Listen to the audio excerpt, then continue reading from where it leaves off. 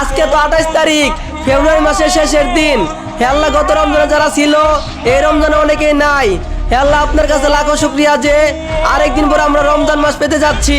হে আল্লাহ, এই ফেব্রুয়ারি মাসের শেষ জুম্মার দিন ওসিলায় আপনার কাছে বেশি কিছু চাই না।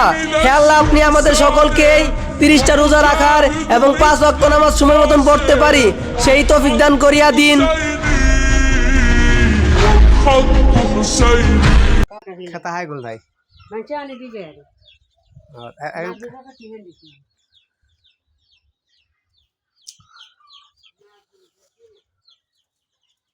একাল ছিলেন কত?